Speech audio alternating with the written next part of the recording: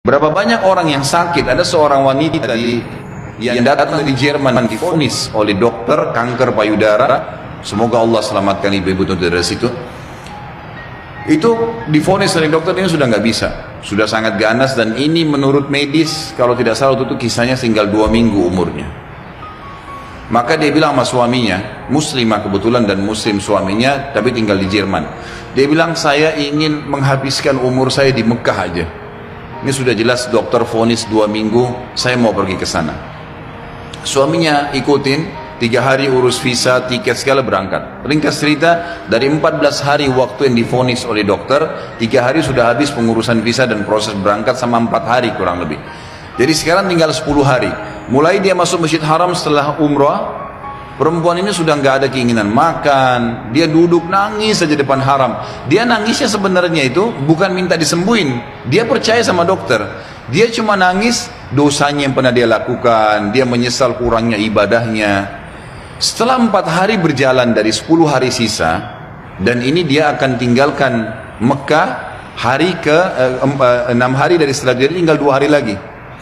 Dia pun didatangi oleh salah satu marbot masjid, wanita muslimah pakai cadar. Di Masjid Haram memang ada petugas-petugas wanita ngatur shop pakai cadar, dekatin dia, tanya dalam bahasa Inggris, kamu siapa, cerita, kenalan lah.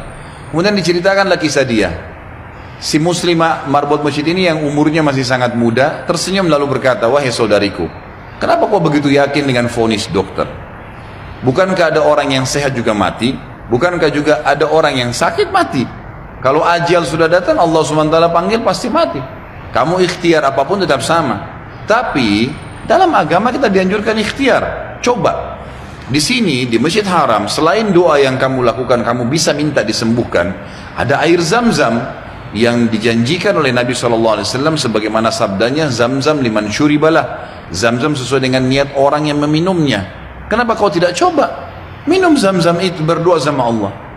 Kata perempuan ini, saya seperti baru dapat air segar yang sudah dari dalam keadaan saya luar biasa hausnya, bingungnya, nggak tahu harus ambil langkah apa. Dia bilang, baiklah kalau gitu. Dia bilang mulai semenjak itu dia minta sama suaminya ditunda beberapa hari pemberangkatan sampai hari ke-13 lah dari 14 hari itu. Dia bilang tiap hari saya cuma minum Zam-Zam, nggak makan, nggak minum yang lain. Tiap hari sambil berdoa kepada Allah Subhanahu Wa Taala. Pasrah udah, apa yang terjadi sudah berdoa sama Allah.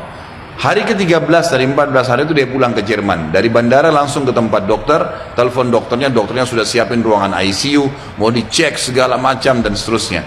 Begitu tiba di sana, dicek, difoto, dokternya kaget. Hilang semua, kanker itu hilang total, nggak ada sama sekali. Lalu kemudian dokternya didudukin dia sama suaminya, dia tanya, Anda ini selama 2 minggu kemana saja? Orang ini Nasrani, Katolik dokternya.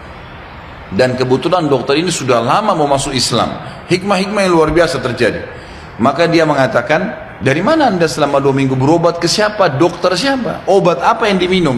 Dia bilang tidak ada. Kami seorang muslim dan kami berangkat ke Mekah, saya minum air Zam-Zam, gitu kan. Dan saya berdoa sama Tuhan saya untuk disembuhkan. Kata dia, selamat. Kanker ini belum pernah dalam sejarah dokter bisa sembuh, tapi ini hilang sama akar-akarnya, gitu kan. Si perempuan tersebut menangis, suaminya menangis, bersyukur sama Allah.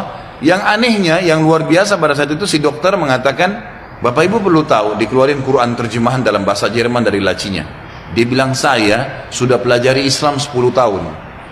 Saya ingin mencari sesuatu yang menyentuh hati saya supaya saya mau ngandut Islam. Tapi belum ada sesuatu yang berat. Tapi kejadian ini karena bidangnya dia tahu, dia spesialis kanker payudara. Dia mengatakan ini ya sudah cukup membuat saya syahadat.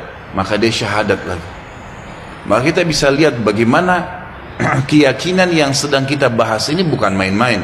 Ini cuma contoh sebagian kecil ya.